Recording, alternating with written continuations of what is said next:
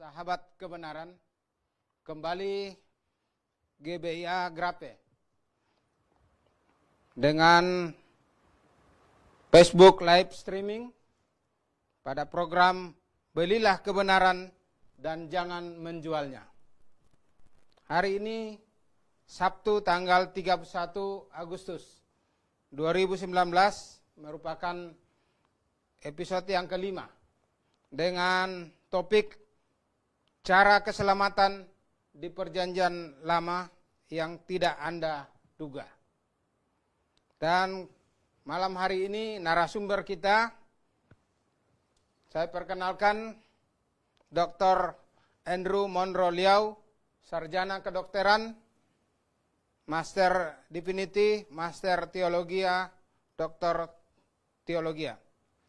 Dengan jabatan sehari-hari sebagai Purek Kemahasiswaan STT Grape International Theological Seminary dan juga sebagai salah satu gembala GBIA Grape di Sunter, Jakarta Utara.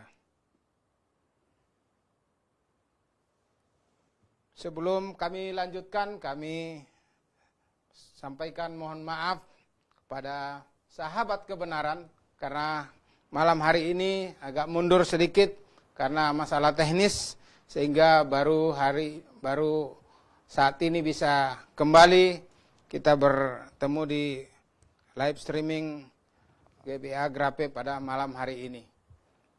Dan topik yang sudah saya sampaikan tadi akan segera disampaikan oleh narasumber kita. Dan untuk mengefektifkan waktu yang tersedia, saya persilakan dimulai.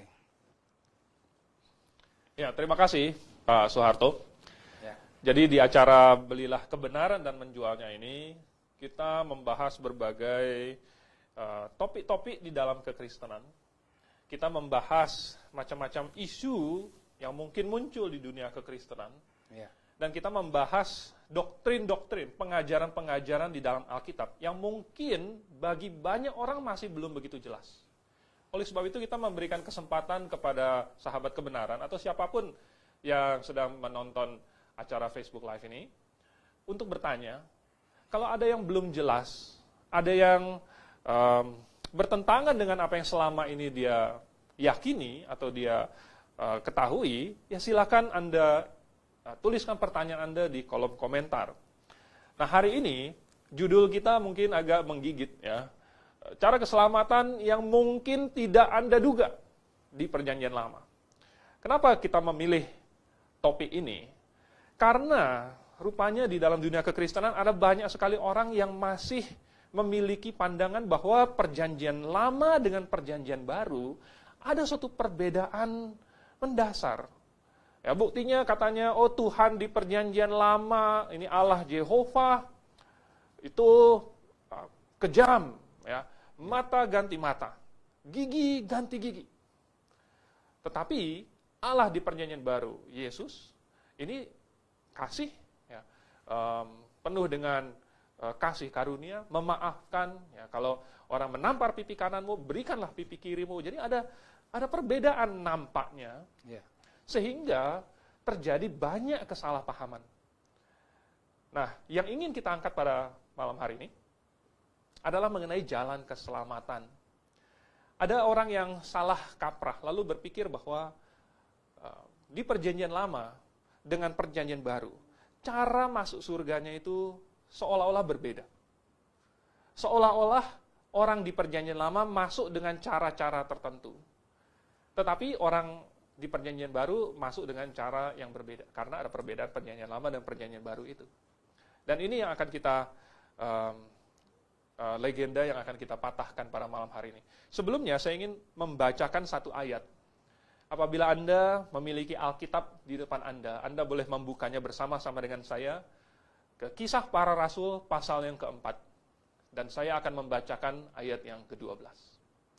Kisah Para Rasul pasal 4 ayat 12. Dan keselamatan tidak ada di dalam siapapun juga, selain di dalam Dia. Sebab di bawah kolong langit ini tidak ada nama lain yang diberikan kepada manusia yang olehnya kita dapat diselamatkan. Dia yang dimaksud di Kisah Para Rasul pasal 4 ayat 12 ini adalah Yesus. Jadi menurut Kisah Para Rasul pasal 4 ayat 12, hanya ada satu nama yang olehnya kita dapat diselamatkan, dan itu adalah nama Yesus. Nah, kita yang di Perjanjian Baru bisa mengerti ini, karena sepanjang umur kita sudah mengenal nama Yesus. Tetapi pertanyaannya bagi orang Perjanjian Lama yang belum pernah mendengar nama Yesus, padahal katanya tidak ada nama lain yang diberikan yang olehnya manusia dapat diselamatkan, bagaimana dengan mereka yang belum mengenal nama Yesus? Bagaimana cara mereka diselamatkan? Nah, ada beberapa cara yang sering disalahpahami orang. Ini cara-cara yang salah. Saya akan menyebutkan 3 saja, tetapi barangkali ada banyak cara yang lain yang masuk ke kategori-kategori yang sama. Yang pertama, orang salah kaprah dengan berpikir bahwa orang harus melakukan hukum Taurat. Mungkin ada sebagian orang Israel yang sampai zaman Tuhan Yesus masih salah kaprah. Masih berpikir bahwa harus melakukan hukum Taurat. Oleh sebab itu mereka begitu mengagung-agungkan hukum Musa. Mereka mengangkatnya, dan mereka menganggap diri mereka orang Yahudi sebagai bangsa yang terpilih, yang diberikan hukum dari surga ini, yang superior dibandingkan semua hukum manapun di muka bumi ini, dan mereka menganggapnya inilah jalan kita ke surga. Mereka berpikir kalau kita, orang Yahudi bisa melakukan semua hukum yang diturunkan, hukum Taurat itu, ada 10 hukum Taurat, kemudian ada beberapa perintah-perintah lain, ada aturan ini, aturan itu. Kalau bisa dilakukan dengan sempurna, maka itulah jalan kita ke surga. Tetapi, nanti kita akan lihat bahwa ternyata kenyataannya jauh dari kenyataan. Ya, itu bukan demikian. Lalu kemudian ada kesalahan yang lain. Ada orang berpikir bahwa mungkin jalan ke surga itu adalah dengan melakukan seperti yang dilakukan oleh Abraham, dilakukan oleh Musa, yaitu mempersembahkan korban di atas mezbah.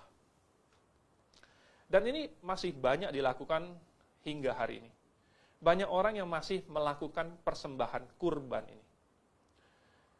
Apakah itu jalan ke surga?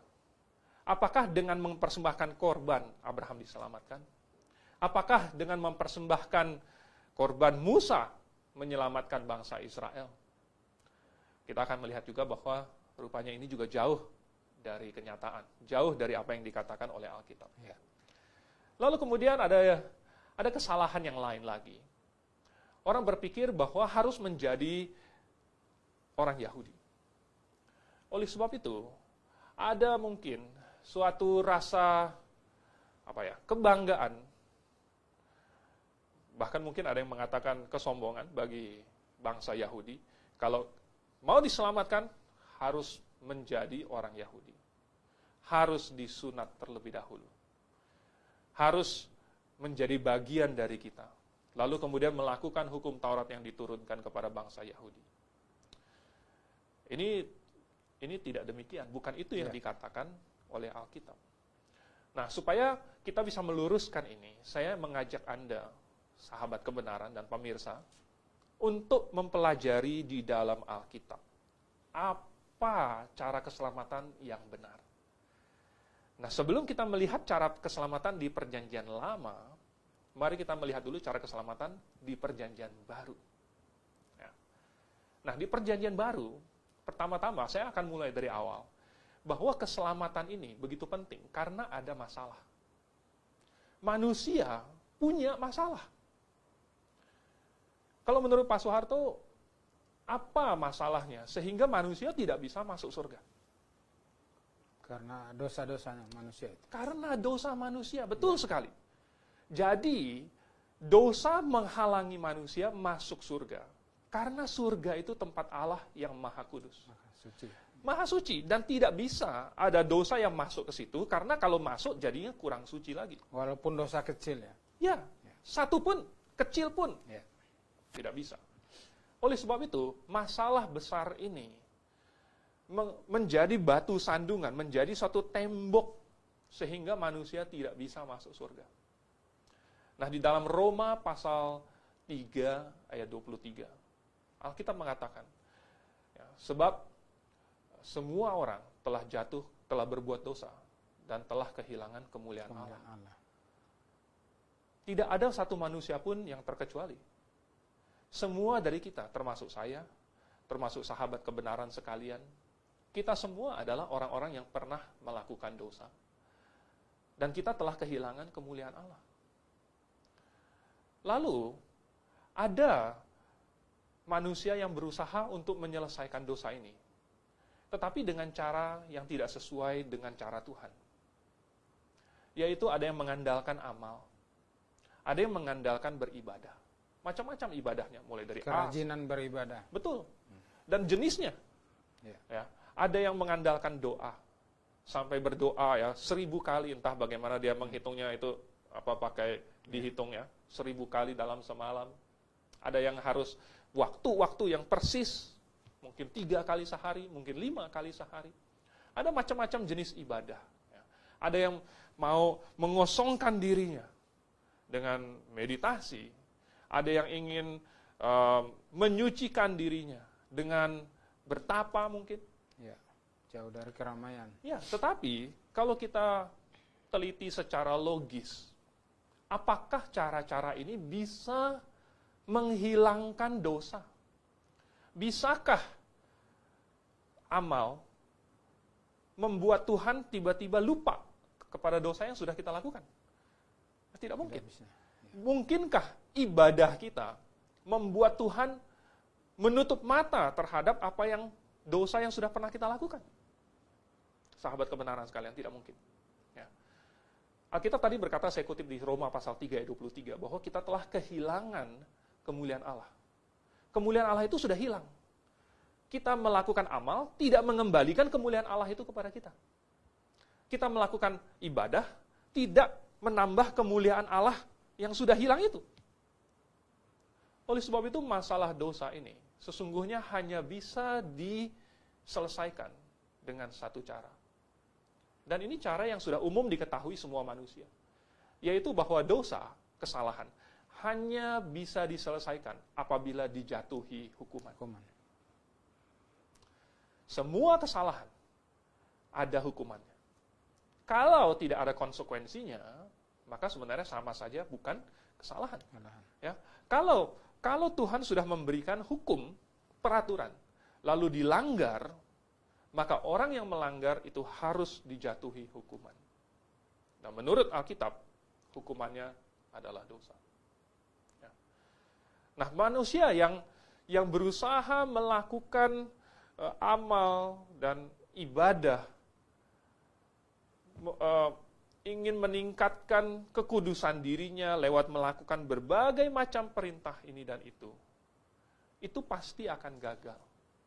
Contohnya, kita ada baca di dalam Alkitab ada satu golongan, yaitu golongan orang Farisi. Mereka luar biasa.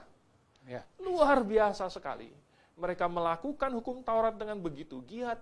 Mereka memelihara hukum-hukum Tuhan dengan begitu teliti. Tetapi, di dalam Matius pasal 5 ayat 20, Tuhan Yesus menegur dan lalu berkata, kecuali jikalau apabila seseorang, coba saya bacakan, di dalam Matius pasal 5, ya, Tuhan Yesus berkata begini, jika hidup keagamaanmu tidak lebih benar daripada hidup keagamaan ahli-ahli Taurat dan orang Farisi, sesungguhnya kamu tidak akan masuk ke dalam kerajaan surga. Berarti semua perbuatan amal ibadah yang dilakukan oleh orang Farisi tidak berguna, tidak dapat mengantarkan dia ke surga. Harus ada cara yang lebih benar.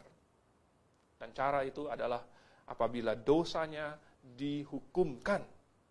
Dan itulah mengapa Tuhan Yesus datang ke dunia, karena dia mau mati, dan ketika dia mati di atas kayu salib, itulah dia menggantikan semua manusia dihukum karena dosa.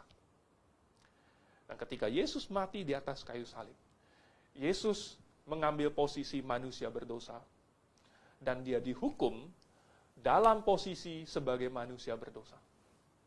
Sedangkan manusia kemudian manusia yang percaya kepada Tuhan Yesus, maka dia akan memberikan posisinya kepada Tuhan Yesus, dan posisi Tuhan Yesus yang kudus diberikan kepada dia. Dan hanya itu saja yang dituntut oleh Tuhan Yesus. Apa yang dituntut oleh Tuhan Yesus supaya seseorang diselamatkan? Yaitu dia harus bertobat dari dosanya dan kemudian beriman kepada Tuhan Yesus. Mengapa seseorang harus bertobat dari dosanya? Karena Tuhan tidak mungkin membiarkan orang yang hatinya jahat, orang yang masih ingin melakukan dosa, kemudian dibiarkan masuk surga. Tidak mungkin. Tuhan ingin supaya manusia yang mau masuk surga sungguh-sungguh menyesali dosanya, benar-benar dari dalam hatinya. Dan Tuhan bisa melihat sampai ke dalam hati kita. Apakah seseorang benar-benar bertobat? Apakah seseorang benar-benar menyesal? Dan apabila seseorang sungguh-sungguh menyesal atas dosanya, maka Tuhan begitu maha pengampun, begitu sabarnya, dan begitu penuh kasih karunia sehingga ia rela mengampuni kita. Nah, sahabat kebenaran sekalian, apa yang dikatakan oleh Alkitab, hanya bertobat dan beriman saja. Ini merupakan satu-satunya syarat yang diminta supaya manusia bisa menerima kasih karunia pengampunan ini. Ya. Itu yang kita baca di dalam Perjanjian Baru.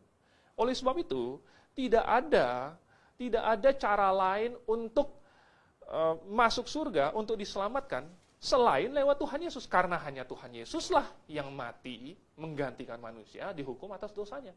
Bukan nabi lain, bukan rasul yang lain, bukan manusia yang lain, hanya Yesus saja. Oleh sebab itu yang tadi saya katakan, yang tadi saya bacakan di Kisah Para Rasul pasal 4 ayat 12, tidak ada nama lain selain Dia, selain Yesus. Satu-satunya. Satu-satunya. Iya. Nah, itu di Perjanjian Baru. Mungkin sampai di sini kita bisa memeriksa hati kita masing-masing. Apakah saya sudah benar-benar bertobat dan beriman kepada Yesus saja, tanpa perlu kita tambahkan dengan amal atau ibadah. Bahkan tidak perlu kita tambahkan dengan baptisan, tidak perlu kita tambahkan dengan minum perjamuan, tetapi cukup hanya beriman saja. Nah, sekarang bagaimana kita masuk ke Perjanjian Lama? Sebelum ke Perjanjian Lama, mungkin saya potong sedikit. Bertobat itu mungkin harus disertai dengan buah-buah pertobatan. Betul. Jadi dari perubahan sikap tingkah laku yang banyak dosa menjadi berkurang, bahkan mungkin hilang dosanya. Betul. Ya. Jadi ada buah yang bisa dilihat. Betul. Itulah akibat, itulah efek dari pertobatan. Ya. Ya. Lalu kemudian karena berbarengan dengan pertobatan itu, Roh Kudus masuk ke dalam hati, maka ada perubahan dari dalam hati. Ya. Sehingga ada perubahan yang muncul keluar. Seperti itu. Kalau yang menyesal tadi, mengaku dosa dan menyesal, itulah dia menyesal bahwa karena dosanya Yesus dihukumkan di atas kayu salib. Sehingga orang yang sudah bertobat dan percaya sungguh-sungguh ini disebut lahir baru. Betul. Dan salah satu ciri lahir baru peka dengan dosa, dia tidak mau lagi berbuat dosa. Betul. Karena penyesalan yang mendalam itu. Betul. Ya. Nah, sekarang kita masuk ke Perjanjian Lama. Apa yang Tuhan katakan di dalam Alkitab mengenai keselamatan lewat Perjanjian Lama? Di Perjanjian Lama maksud saya. Ya.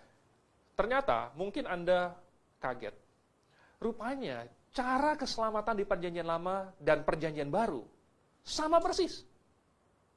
Sama persis.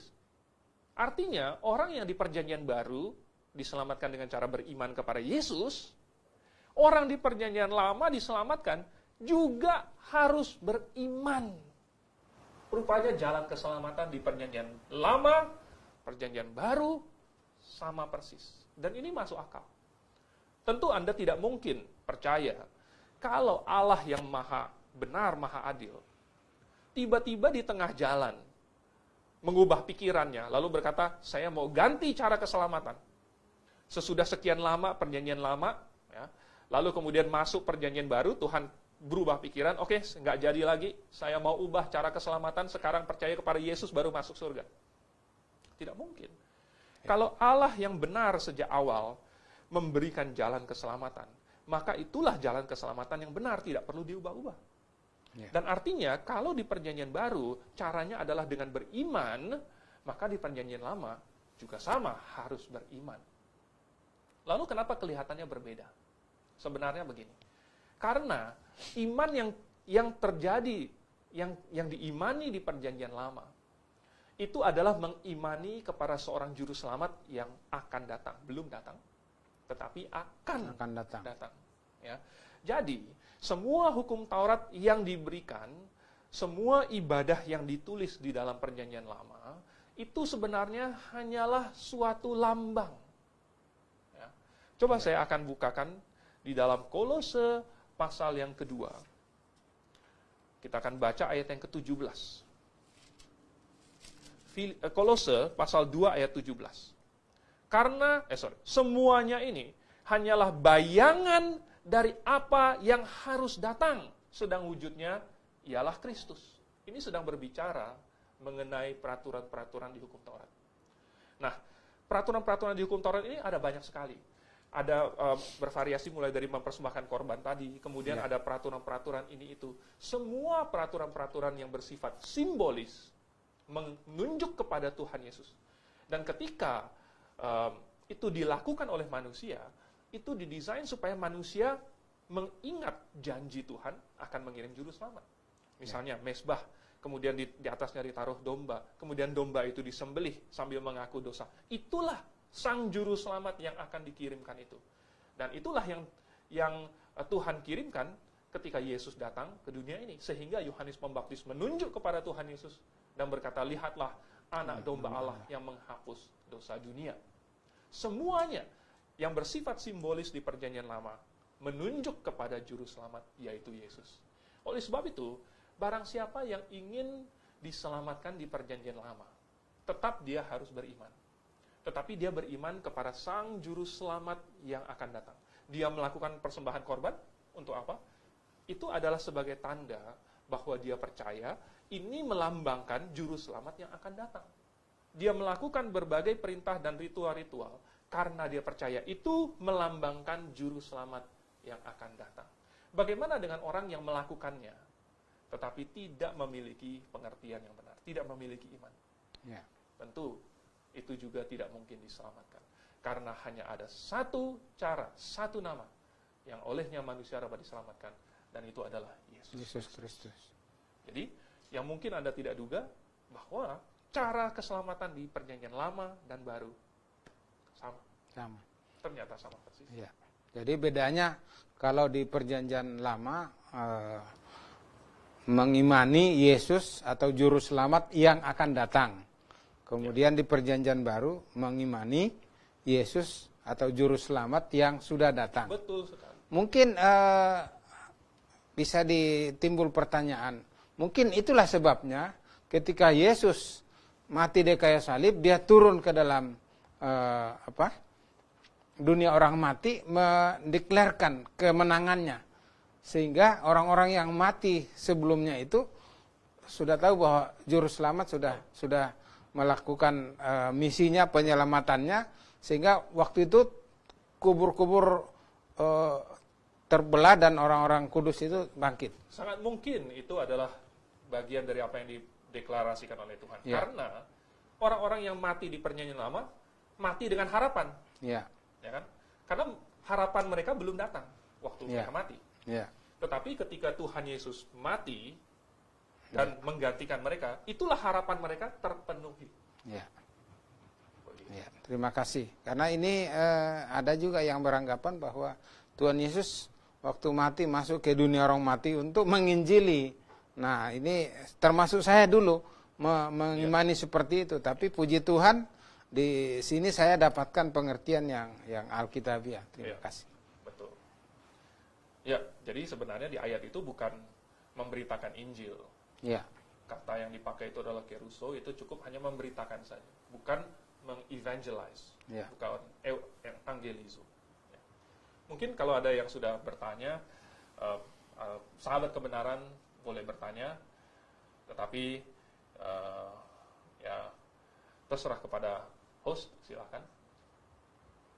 Sahabat kebenaran kita sudah dengarkan penjelasan bagaimana keselamatan di Perjanjian Lama dengan Perjanjian Baru. Dan inilah kesempatan kita untuk bertanya lewat kolom komentar di Facebook masing-masing, dan saya akan bacakan nanti apabila sudah muncul. Dan sambil menunggu, saya juga akan bertanya sama Dr. Andrew tentang keselamatan orang-orang yang di Perjanjian Lama ini memang sangat bervariasi orang memahaminya. Bahkan dulu ada yang bilang hati nurani. Karena belum ada Yesus, jadi orang dihakimi dengan hati nuraninya. Karena katanya di hati nurani itu ada roh ada peraturan Tuhan. Ya, jadi ada hukum Taurat. Nanti hati nuraninya yang menghakimi dia. Ya.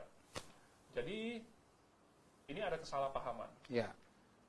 Sehingga orang berpikir bahwa manusia yang menuruti hati nuraninya itu bisa masuk surga. Tetapi sekali lagi, menuruti hati nurani kita tidak mengembalikan kemuliaan Allah yang sudah hilang. Ya. Kemuliaan Allah itu sudah hilang. Dan kita tidak bisa mendapatkan kemuliaan Allah lagi hanya dengan melakukan hati nurani kita, hanya dengan sesuai dengan hati nurani. Ya. Jadi mau seberapa baik pun orang menurut hati nuraninya sendiri, itu tidak membuat dia menjadi suci. Begitu. Ya. Mungkin apabila ada pesan-pesan dari GBI Grafe, kita bisa lihat dulu, Pak. Oke. Para sahabat kebenaran, kita pending sebentar, ada pesan dari GBI Grafe untuk kita perhatikan sebentar, baru kita lanjutkan lagi. Silakan.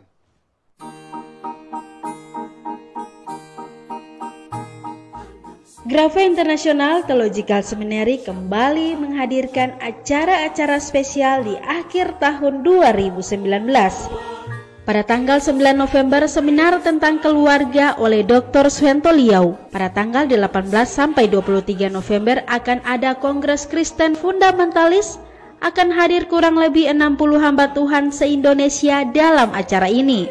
Dan pada tanggal 8 Desember pukul 14 waktu Indonesia Barat, seminar kelahiran dan kematian Yesus Kristus. Yang menjadi pertanyaan, apakah benar Yesus Kristus lahir di bulan Desember? Atau kematian Yesus Kristus jatuh pada hari Jumat? Pada tanggal 23 sampai 27 Desember akan ada acara blog kelas 3 doktrin utama, yaitu doktrin keselamatan, doktrin gereja, dan doktrin Alkitab.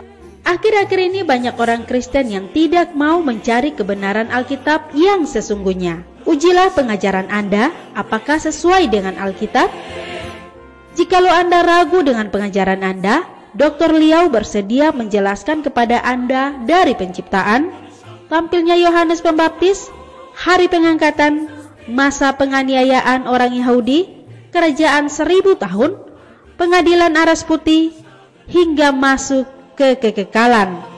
Jangan lewatkan acara ini, tandai kalender Anda, atau tetap stay tune di Facebook GBI Grafe setiap hari Sabtu pukul 19 sampai 20 waktu Indonesia Barat.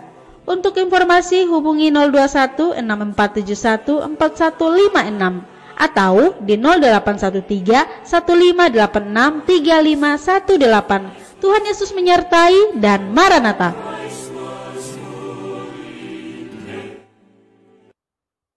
Sahabat kebenaran, kita lanjutkan kembali perbincangan kita tentang bagaimana orang diselamatkan di Perjanjian Lama. Sudah ada pertanyaan yang masuk, bahkan di sini disebut penggemar terbaik dari Imade Sulandinata.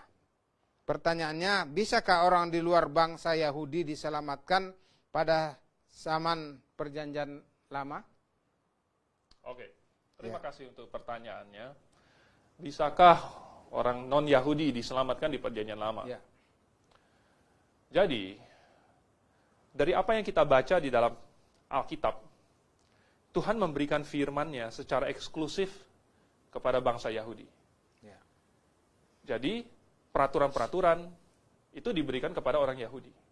Bahkan, yang didesain untuk memiliki semua ibadah-ibadah yang menunjuk kepada Sang Juru Selamat ada di bangsa Israel. Kemudian juga pengajar-pengajar, guru-guru yang akan mengajar orang mengenai makna ritualnya, makna ibadahnya, tentang janji Sang Mesias, itu semua ada di dalam bangsa Israel. Tetapi Tuhan memaksudkan bangsa Israel ini untuk jadi apa? Yaitu untuk jadi terang. Tuhan memaksudkan supaya Israel justru memberitahukan semua bangsa. Tuhan memaksudkan supaya semua bangsa di dunia tahu tentang Juru Selamat lewat bangsa Israel. Jadi Tuhan bukan mau hanya menyelamatkan bangsa Israel. Tidak. Tuhan mau menyelamatkan semua bangsa. Semua bangsa. Oleh sebab itu, bisakah bangsa lain diselamatkan? Tentu bisa. Ya. Tentu bisa. Hanya saja mereka harus mengikuti aturan yang Tuhan sudah berikan kepada bangsa Israel. Ya. Begitu. Tetapi bisa diselamatkan atau tidak? Ya ternyata bisa. Ya. Terima kasih. Pertanyaan berikut dari sahabat kebenaran Sarina Hati Laya. Di dalam kitab Perjanjian Lama ada banyak sekali perintah dan ketetapan Tuhan untuk harus dilakukan selama-lamanya, termasuk yang berkaitan dengan ibadah simbolik. Padahal sekarang kita tidak melakukan itu lagi. Mohon tanggapannya. Iya. Terima kasih untuk pertanyaannya. Sayang tidak dispesifikasi perintah mana yang dimaksud yang harus dilakukan untuk selama-lamanya. Ya. Karena kita tahu bahwa perintah-perintah Tuhan itu sifatnya adalah benar. Ya. Oleh sebab itu wajar sekali kalau suatu perintah yang benar itu dilakukan terus-menerus. Ya. Wajar sekali, karena sesuatu yang Tuhan katakan sudah pasti benar. Hanya saja ada hal-hal yang sifatnya simbolis. Ya. Dan ingat fungsi dari simbol ini adalah ya namanya juga simbolik, berarti ada hakikatnya, benar nggak Pak? Ya. Kalau misalnya bangsa Indonesia disimbolkan dengan, misalnya salah satu lambang bangsa Indonesia adalah bendera merah putih. Ya. Bendera merah putih ini bukanlah bangsa Indonesia itu sendiri, tetapi hanyalah simbol, hanyalah lambang dari negara kita. Ya. Jadi, hal-hal simbolis di dalam Perjanjian Lama itu mensimbolkan hakikatnya, yaitu Kristus. Oleh sebab itu, ketika Kristus datang, maka simbol-simbol yang tadinya dipakai, kemudian akhirnya menemukan kegenapannya. Dan akhirnya sudah selesai fungsinya. Karena fungsi dari simbol-simbol itu adalah untuk menggambarkan sesuatu yang belum kelihatan, belum datang. Bagaimana kita bayangkan, Tuhan berikan peraturan tentang domba korban, Tuhan berikan peraturan tentang kemah suci, memberikan peraturan tentang keimamatan, semua itu menggambarkan Sang Juru Selamat, sehingga walaupun belum kita ketemu, belum datang Juru Selamat itu, tapi kita punya gambaran seperti apa. Nah, ketika datang yang wujud aslinya, maka fungsi menggambarkan yang belum kelihatan itu sudah selesai. Ya. Karena sudah kelihatan sekarang. Oleh sebab itu, hal-hal yang sifatnya simbolis di dalam Alkitab, maka otomatis selesai fungsinya ketika Yesus datang. Dan itulah yang Tuhan Yesus ajarkan. Tadi saya sudah baca di mana Kolose pasal 2 ayat 17 ya. Ya. Ayat sebelumnya ayat 16 saya bacakan. Karena itu janganlah kamu biarkan orang menghukum kamu mengenai makanan dan minuman, atau mengenai hari raya, bulan baru, ataupun hari Sabat. Nah, sahabat kebenaran sekalian, saya tahu bahwa ada orang yang beranggapan bahwa ada hari-hari tertentu yang harus dipelihara secara turun-temurun, secara selama-lamanya istilahnya. Ya.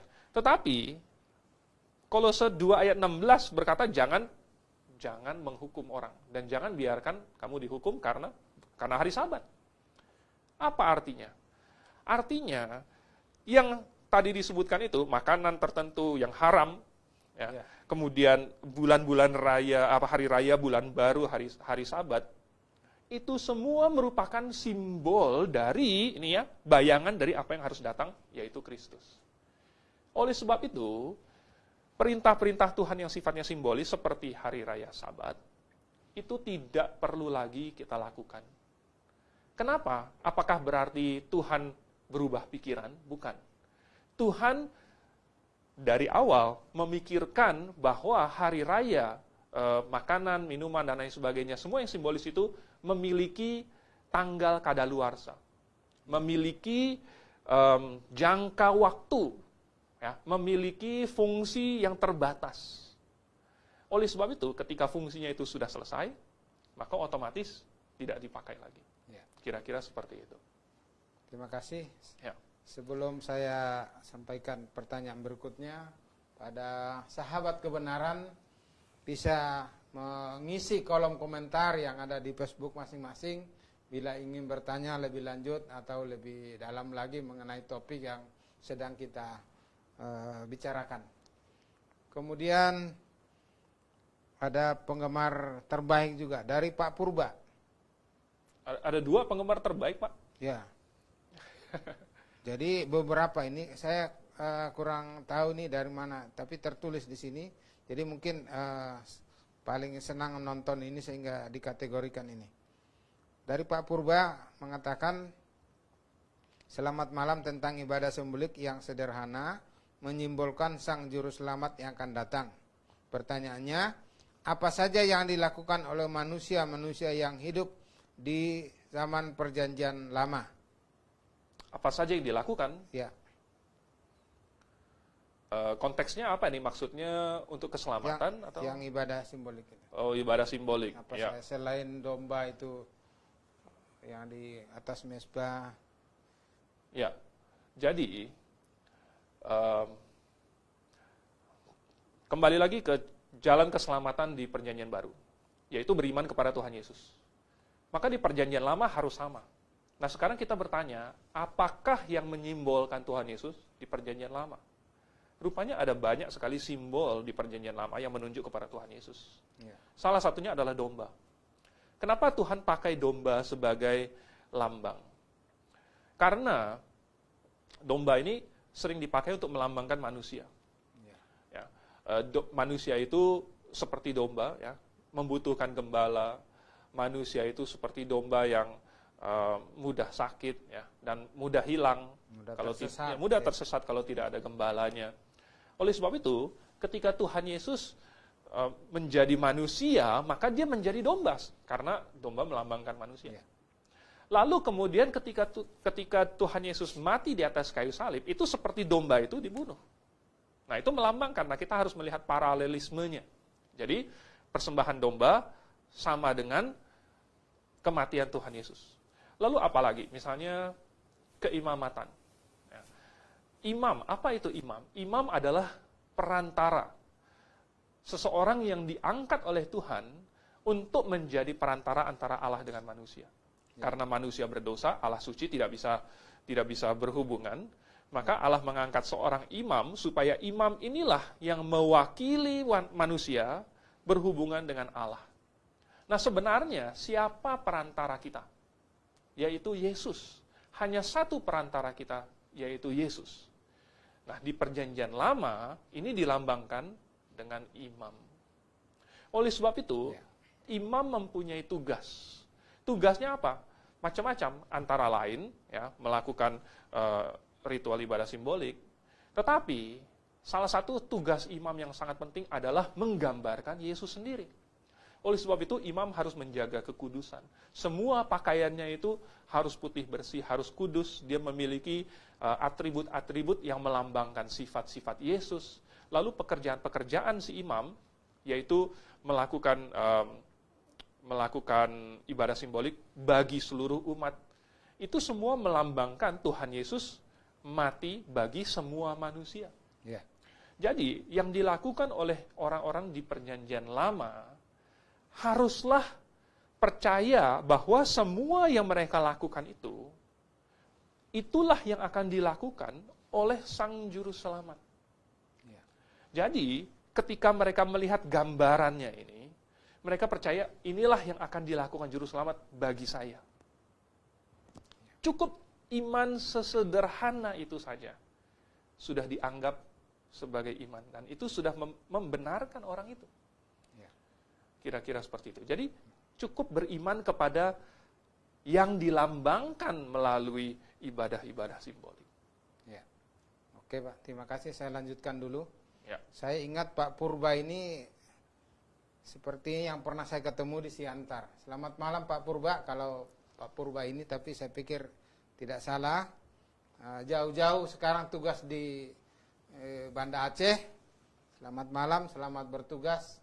Tetap di dalam Yesus. Terima kasih Pak Purba. Semangat Pak. Pertanyaan berikutnya dari Sarina Hati Laya. Di Keluaran 27 ayat 21. Di dalam kemah pertemuan di depan tabir yang menutupi tabut hukum, haruslah Harun dan anak-anaknya mengaturnya dari pagi sampai pagi, dari petang sampai pagi, di hadapan Tuhan. Itulah suatu ketetapan dan seterusnya. Ini bicara tentang persembahan secara simbolik juga. Ya. Mungkin perlu dikasih komentar tentang ini. Silakan. Ya. Jadi terima kasih sudah mengklarifikasi. Bagus sekali karena sudah diklarifikasi. Kita tahu apa yang harus dijawab. Kita perhatikan jangan sampai salah kurang membaca, katanya untuk selama-lamanya bagi orang Israel turun-temurun. Ya. Bagi orang Israel turun-temurun. Artinya ini adalah peraturan yang diberikan kepada orang Israel. Ya. Ya. Kita harus mengerti bahwa ketika Tuhan mendirikan suatu bangsa, yaitu bangsa Israel, bangsa ini Tuhan desain untuk menjadi tiang penopang dan dasar kebenaran. Sehingga semua orang yang mau melihat kebenaran, mau mencari kebenaran, mau bertemu, mau tahu di mana kebenaran dan apa itu kebenaran, mereka melihat kepada bangsa Israel. Maka Tuhan mendesainnya supaya keseluruhan bangsa itu memancarkan kebenaran ini. Yaitu janji akan juru selamat. Nah, ketika Tuhan mendesainnya, Tuhan ada memberikan peraturan-peraturan yang sifatnya rohani. Peraturan-peraturan rohani misalnya apa? Misalnya jangan ada padamu Allah lain di hadapanku. Ya. Ini rohani. Tetapi karena ini bersifat nasional, maka Tuhan istilahnya menganyam peraturan-peraturan rohani ini ke dalam peraturan-peraturan sipilnya. Ya. Sehingga ini menjadi suatu sacral society di mana semua citizen warga negara bangsa Yahudi, bangsa Israel, itu kalau mereka mau melakukan, ketika mereka melakukan hukum Taurat, itu sama dengan mereka melakukan hukum Israel. Ya, undang-undang dasarnya Israel. Jadi itu sudah digabung menjadi satu. Nah, Tuhan mendesainnya supaya ini menjadi kebudayaan mereka. Ini menjadi budaya. Itulah sebabnya di dalam kitab Keluaran, di dalam kitab Ulangan, Musa memerintahkan supaya bangsa Israel mengajarkan ini kepada anak-anak mereka turun-temurun. Ya. Karena apa? Ini menjadi budaya yang dipelihara oleh bangsa Israel. Supaya sepanjang generasi yang akan datang, bangsa-bangsa yang lain mau mencari kebenaran, melihat bangsa Israel. Dan itu terpelihara. Nah, jadi ini yang harus dipelihara selama-lamanya ya, bagi orang Israel turun-temurun adalah dengan tujuan supaya ibadah simbolik dan tujuannya terpelihara. Ya. Lambang wujud hakikatnya terpelihara. Nah, tentu untuk selama-lamanya ini ya turun-temurun adalah selama bangsa Israel masih ada. Ya kan? Ya. Mungkin atau tidak bangsa Israel sudah tidak ada lagi, lalu kemudian masih harus melakukan ini. Coba kita bayangkan apakah di surga nanti keturunan Harun masih harus melakukannya. Masih harus nyalain lampu, mengatur apa segala macam dari pagi sampai petang. Apakah di surga masih harus melakukannya untuk selama-lamanya? Bukan itu yang dimaksud. Yang dimaksud adalah supaya bangsa Israel memelihara ibadah simbolik dan pengertian hakikatnya secara turun-temurun sampai seperlunya, yaitu Tuhan mendatangkan hakikatnya. Ya. Terima kasih. Masih ada pertanyaan dari Moms Joy N. Epan. Selamat malam Pak Gembala Andrew Monroe Liau dan Pak Soeharto. Mau tanya, dalam PL tentang Ayub mempersembahkan korban bagi anak-anaknya, bagaimana status keselamatan anak-anaknya? Ya. Jadi, kalau kita baca di dalam Ayub pasal 1, kita ada membaca Ayub bertindak sebagai seorang imam. Dan ketika dia bertindak sebagai seorang imam, dia mempersembahkan korban bagi anggota keluarganya. Zaman itu, ayah yang berfungsi sebagai imam. Zaman itu. Ya. Dan kemudian, sama seperti semua orang-orang di zaman itu, misalnya Abraham juga mempersembahkan korban. Ya. Ishak, Yakub juga mempersembahkan korban. Sebelumnya, Nuh juga mempersembahkan korban. Habel mempersembahkan korban. Banyak orang yang tercatat mempersembahkan korban pada zaman itu. Apakah mereka diselamatkan? Jawabannya apabila mereka percaya kepada yang dilambangkan lewat persembahan itu. Kalau mereka beriman kepada juru selamat yang dilambangkan lewat persembahan itu, tentu mereka diselamatkan. Nah, bagaimana dengan orang-orangnya? Maka sama juga. Misalnya ada orang Israel. Orang Israel datang ke bait suci. Lalu kemudian dia membawa persembahan. Dia minta imam yang lakukan persembahan itu untuk dia. Tetapi kalau hatinya tidak percaya, kalau hatinya bukan mengarah kepada Tuhan, adakah persembahan itu berguna bagi dia? Tidak ada gunanya. Nah, orang yang mempersembahkan persembahan, kalau dia mau menerima manfaatnya, dia harus mengerti untuk apa itu dilakukan dan beriman kepada juru selamat yang dilambangkan lewat persembahan itu. Sama untuk anak-anaknya Ayub. Apabila mereka percaya kepada juru selamat yang dilambangkan, yang dilakukan oleh bapaknya ini, mereka diselamatkan. Kira-kira begitu. Mungkin kalau saya menyimak ini pertanyaannya akan menyempit kepada anak-anaknya yang diwakili oleh bapaknya. Mungkin. Jadi bapaknya yang menyelenggarakan korban itu untuk anak-anaknya. Betul. Jadi sebagai imam. Ya, mewakili anak-anaknya. Betul. Tetapi imannya itu pribadi. Ya, anaknya percaya atau tidak. Itu tergantung masing-masing anak-anaknya. Ya.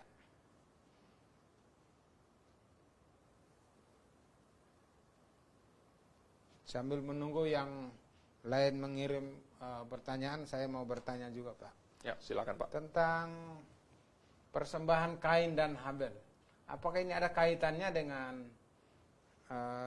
yang kita bahas pada malam hari ini? Karena ini juga Kain itu melaksanakan persembahan dengan seekor domba di atas mezbah, sedangkan Kain tidak. Apakah ini erat kaitannya atau bagaimana, silakan? Ya, jadi kalau Anda baca di dalam Kejadian pasal 4, mulai dari ayat 1, kita baca ada 2 kakak beradik yang mempersembahkan korban. Tetapi rupanya, yang satu tidak disetujui oleh Tuhan, tidak diterima, ditolak oleh Tuhan. Dan apa yang membuat Tuhan menolaknya? Jelas karena persembahan Kain tidak sesuai dengan gambaran juru selamat itu. Nah, karena gambaran juru selamat itu harus domba. tidak bisa diganti dengan babi, tidak bisa diganti dengan sayur-sayuran, harus domba sesuai dengan yang Tuhan inginkan. Nah, ini menunjukkan bahwa barangkali Kain tidak benar-benar mengerti apa makna domba itu, makanya dia tidak mau pakai domba. Kalau seseorang mengerti, ya harus pakai domba karena domba ini melambangkan Sang Juru Selamat, lalu dia masih ngotot mau pakai yang lain, mau pakai sayur, itu artinya dia membangkang terhadap Tuhan. Itu artinya dia sengaja mau berkata, Tuhan, perintahmu itu saya tidak mau ikut. Nah, wajar sekali apabila kemudian Tuhan menolak. Kalau Tuhan memberikan perintah, tidak mungkin tidak disertai dengan pengertian. Karena Tuhan kita adalah Tuhan yang logis, Tuhan yang teratur, dan Tuhan yang menghargai apa yang dilakukan dari hati.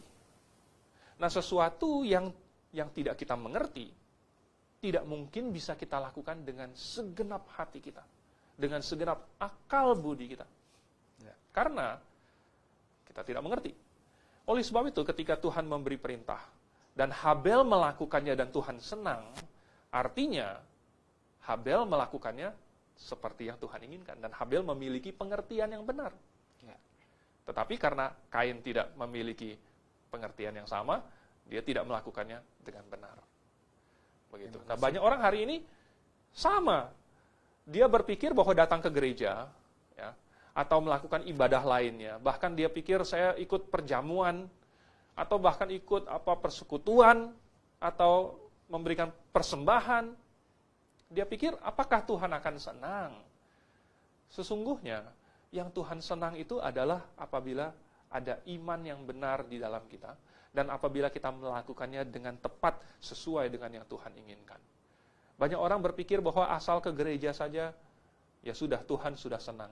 Tetapi kalau bukan gereja yang sesuai dengan Alkitab, saya katakan, itu tidak menyenangkan hati Tuhan. Orang sembarangan saja melakukan pelayanan. Kalau bukan pelayanan yang sesuai dengan firman Tuhan, saya katakan, Tuhan tidak senang. Oleh sebab itu, pengertian yang kita dapatkan di perjanjian baru maupun perjanjian lama, ini barulah kita terapkan ke dalam setiap tindakan hidup kita, supaya tindakan kita itu sesuai dengan firman Tuhan dan Tuhan senang. Ya. Nah, masih ada waktu bagi sahabat kebenaran yang masih ingin bertanya, silakan menulis di kolom komentar di Facebook masing-masing. Ya. Kemudian terkait dengan persembahan Kain dan Habel tadi, saya mau teringat sedikit, kalau di kampung saya dulu, habis potong padi itu orang datang mempersembahkan hasil panennya masing-masing. Sehingga ada yang bertanya waktu itu, diskusikan dengan kami bahwa, ya kenapa dipersalahkan Kain ini? Dan memang dia profesinya sebagai petani, dan itulah hasil yang dia peroleh dari profesinya itu, sehingga kenapa harus dipersalahkan? Sehingga saya bersyukur sekali di sini saya dapatkan pengertian yang benar, yang lebih alkitabiah, bahwa ini bukan konteks pengucapan syukur. Betul. Ini konteksnya persembahan untuk penghapusan dosa. Korban penghapusan dosa, betul, bukan ucapan syukur. Betul. Jadi puji Tuhan, saya dapatkan pengertian yang lebih baik, dan ya bisa saya mengerti. Bahkan lucu lagi, saya sekolah minggu dulu, guru sekolah minggu saya bilang, itu persembahan Kain ditolak karena asapnya itu tidak lurus ke atas. Waduh, saya ketawa sekali kalau saya ingat itu. Itu guru sekolah minggu saya bilang gitu. Iya, iya. Nah, ya. Jadi puji Tuhan, kita bisa dapatkan wawasan rohani yang lebih baik, pengertian yang benar. Masih ada waktu lagi, masih bisa kita ada bertanya 1-2 orang lagi. Persilakan. Sambil menunggu ada yang bertanya, saya tegaskan lagi bahwa program GBI Agrape ini salah satu metode lewat Facebook, karena misi dari GBI Agrape adalah untuk membagikan kebenaran firman Tuhan dengan seluas-luasnya, sehingga makin banyak orang cinta kebenaran. Karena kalau kita beriman dengan pengertian yang benar, itulah yang diharapkan Tuhan. Kita tidak bisa ikut-ikutan. Jadi apa yang kita imani itu harus betul kita mengerti dengan benar. Sehingga kita beriman dengan pengertian yang benar dari Alkitab ini. Betul sekali. Nah, sangat disayangkan kalau ada orang yang penting saya ke gereja, yang penting saya ada di sana, sehingga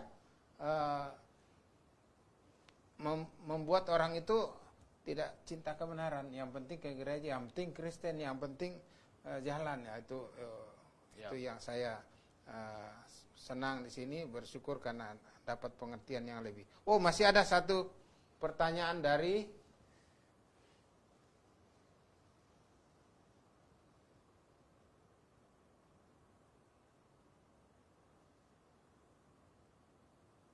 Sola Fide Visi. Wah, ini namanya keren ini. Jika Tuhan tidak menerima korban dari tumbuh-tumbuhan, mengapa Tuhan menerima korban sajian? Di Imamat 2 ayat 1 sampai 16. Ya. Tadi sudah disinggung. Terima kasih untuk pertanyaannya. Tadi sudah disinggung bahwa ada lebih dari satu jenis persembahan. Ya. Tuhan mendesain bahwa persembahan kita itu tidak hanya satu macam saja. Ada persembahan yang kita berikan kepada Tuhan karena kita mengucap syukur. Ada persembahan yang kita berikan karena kita ingin mendukung pekerjaan Tuhan. Ya, seperti ketika Musa meminta supaya bangsa Israel misalnya mengumpulkan emas untuk pekerjaan kemah suci, mengumpulkan kain-kain, mengumpulkan bahan-bahan yang lain. Ya. Itu persembahan bukan apa-apa, itu untuk mendukung, untuk membangun pelayanan. Ya. Jadi ada macam-macam persembahan. Dan ada satu persembahan yang dilakukan oleh Kain dan Habel. Ini persembahan yang khusus, yaitu untuk menghapus dosa. Saya bertanya, apakah ada persembahan yang bisa menghapus dosa? Tidak ada. Tidak ada persembahan yang bisa menghapus dosa.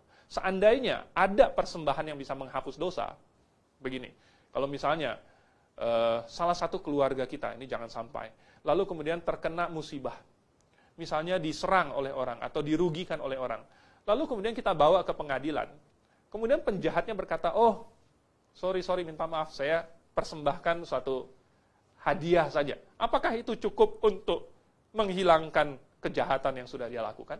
Ya. Tidak mungkin. Oleh sebab itu tidak ada persembahan yang bisa menghapus dosa. Lalu kenapa ada korban penghapus dosa? Itu tadi, karena fungsinya hanya untuk menunjuk kepada juru selamat. Menunjuk kepada hakikat yang benar-benar bisa menghapus dosa. Bukan persembahan itu sendiri. Melambangkannya. Betul. Ya, masih ada satu pertanyaan lagi, Pak. Masih dari Pak Purba yang dari Aceh. Tentang mempersembahkan domba yang melambangkan sang juru selamat.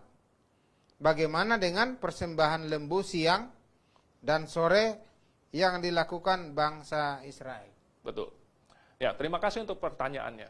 Sekali lagi, ini adalah sistem yang Tuhan buat untuk suatu bangsa. Jadi sudah secara nasional. Awalnya belum Tuhan bikin satu bangsa. Ya. Tuhan bikin yang sederhana. Tuhan bikin yang semua orang bisa lakukan, yaitu seekor domba saja.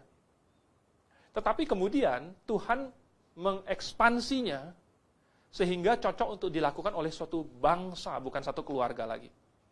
Ketika ini dilakukan oleh suatu bangsa, maka sekarang ada rentang sosial ekonomi, mulai dari yang miskin sekali sampai yang kaya sekali. Ya kan? Sehingga Tuhan membuat peraturan, kalau yang miskin sekali cukup memberikan burung tekukur, ya, dan itu untuk mengakomodasi orang-orang tertentu. Lalu yang katanya harus ada lembu untuk pagi, siang, sore itu merupakan persembahan yang dilakukan secara nasional. Jadi itu suatu lambang bahwa persembahan tersebut dilakukan mewakili bangsa itu. Bukan satu keluarga, bukan satu individu, tetapi secara bangsa, secara nasional. Jadi waktu itu Tuhan memilih, oke, kalau yang seperti itu pakai lembu. Kira-kira seperti itu. Saya kira cukup karena waktu jualah yang membatasi kita, dan kami sampaikan terima kasih kepada para pemirsa sahabat kebenaran atas perhatian dan kerjasamanya. Pertanyaan yang disampaikan akan menambah wawasan kita untuk lebih lagi mengerti tentang materi yang kita bahas. Dan selanjutnya kami persilakan Pak Hendro untuk memberikan statement terakhir dan penutup. Terima kasih. Saya hanya ingin mengingatkan kita semua lagi tentang apa yang dikatakan oleh Alkitab, bahwa hanya ada satu cara ke surga. Yesus berkata di dalam Yohanes pasal 14 ayat 6, "Akulah jalan dan kebenaran dan hidup. Tidak seorang pun datang kepada Bapa kalau tidak melalui aku." Sahabat kebenaran sekalian, tidak ada orang yang bisa diselamatkan kalau tidak melalui Tuhan Yesus. Dan syaratnya di perjanjian baru sama dengan di perjanjian lama, yaitu cukup beriman. Apakah kita semua sudah beriman kepada Yesus? Itu saja. Oke, jadi kira-kira itu yang bisa kita sampaikan pada malam hari ini. Semoga firman Tuhan yang sudah dipaparkan bisa menjadi berkat bagi Anda sekalian dan juga untuk keluarga yang Anda kasihi. Kami mengucapkan selamat malam dan salam Maranatha. Maranatha. Terima kasih, Tuhan memberkati kita semua. Amin.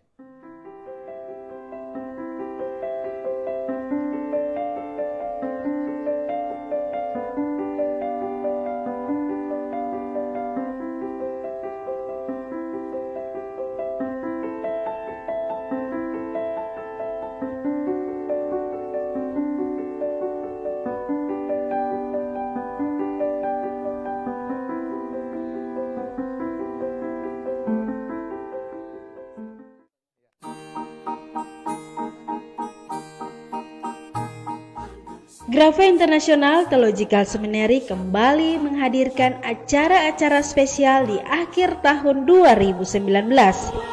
Pada tanggal 9 November, seminar tentang keluarga oleh Dr. Suhento Liau. Pada tanggal 18 sampai 23 November akan ada Kongres Kristen Fundamentalis.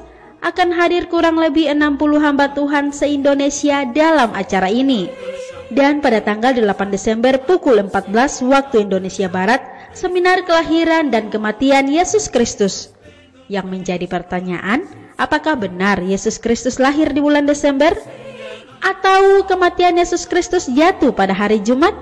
Pada tanggal 23 sampai 27 Desember akan ada acara blog kelas 3 doktrin utama, yaitu doktrin keselamatan, doktrin gereja, dan doktrin Alkitab. Akhir-akhir ini banyak orang Kristen yang tidak mau mencari kebenaran Alkitab yang sesungguhnya. Ujilah pengajaran Anda, apakah sesuai dengan Alkitab? Jikalau Anda ragu dengan pengajaran Anda, Dr. Liau bersedia menjelaskan kepada Anda dari penciptaan, tampilnya Yohanes Pembaptis, hari pengangkatan, masa penganiayaan orang Yahudi, kerajaan 1000 tahun, pengadilan aras putih, hingga masuk ke kekekalan. Jangan lewatkan acara ini, tandai kalender Anda, atau tetap stay tune di Facebook GBI Grafe setiap hari Sabtu pukul 19 sampai 20 waktu Indonesia Barat. Untuk informasi hubungi 021 6471 4156 atau di 0813 1586 3518. Tuhan Yesus menyertai dan Maranatha.